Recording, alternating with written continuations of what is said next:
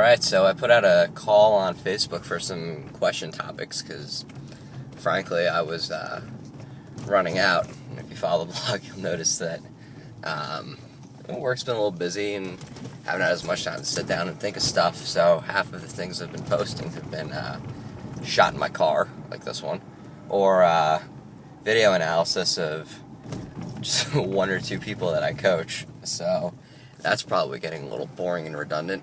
So anyways, the question today was kind of a follow-on or piggyback to a question about carb backloading. So it was, the question was, what do you think about carb backloading? And the follow-up was, what do you think about carb backloading for women? So I'll do a separate post. It should be posted before this, but I might fuck up and post it later. On carb backloading. But generally, I think it works really well if your goals are in line with the program.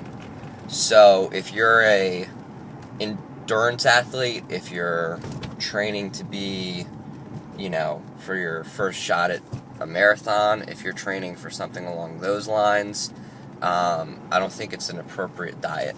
And I don't think that John Kiefer, the author of Carb Backloading, thinks it's an appropriate diet either.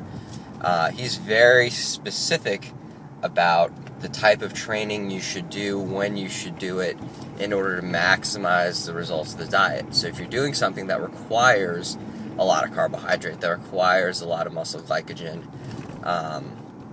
for every training session, not just once in a while, you're going to be constantly depleted, and you're not going to have good performances, and that's going to lead to sort of the wheels falling off the bus. So if you're a guy who bikes to work, like this dude, then you're probably not going to get enough carbohydrate, and you're not going to get good results because you're not following the program to the letter of the law. Now, if you're a CrossFitter, I also think that you're not going to benefit that much initially from this diet because it's going to be a little too low in carbohydrate for you. And that might depend on, actually it depends hugely on who you are, what you're trying to do. Are you trying to compete? Are you doing multiple sessions a day? The more and more glycogen you're expending, the more you're doing metcons, the worse the diet's going to be for you. If you're at a place that does a 20-minute WOD every Monday and a hero WOD every Friday, then you're probably going to have the wheels fall off the bus because at that point you're CrossFit with an endurance bias.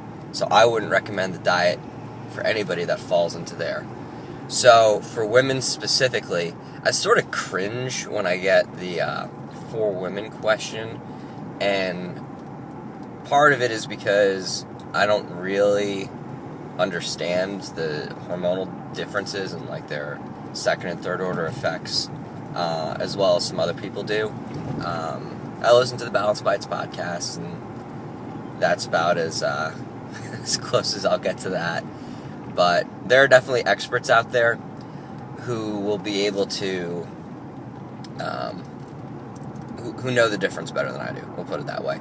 I'm not smart enough to give a generally for women answer, but I can tell you for individuals, and just most women that I know, they're not going to be powerlifters. They're not going to be focused solely on resistance training. So if your focus is as a powerlifter, an Oli lifter, somebody who's moving maximal weights, that's doing really just focused resistance training, I think that regardless of your gender, the carb backloading is appropriate for you. If you're like most women, and this is a big sweeping generalization, and you like the 20-minute metcons and the the sweated out and the more body weight and monostructural and all those other just get really sweaty WODs, then I don't think the diet's going to be appropriate for you because of the type of activity you're doing more than gender. So that's kind of my 2 cents on the whole thing. I don't think that it's an inappropriate diet based on gender. I don't think it's an appropriate diet based on gender. I don't think gender has enough to do with it to really make the difference one way or the other. I think activity is the thing you should look for, and with activity I say the the other one that is real important is disease. So if you have some sort of blood sugar regulation issue, if you have diabetes or pre-diabetes or anything like that, then you need to look at that even closer. First do no harm, and then we'll try to see if we can make things a little bit better. But I think it all boils down to what you're doing as to whether or not this diet's going to be appropriate. Read the book. It's really short. Carb Backloading, you can sit through in a day. But really focus on the exercise piece. I think that's really how you're training, and if you're training, is the biggest and most important thing, because it'll affect how and when you backload, and it will also affect whether or not a backload is going to give you enough to get through your activity without bonking.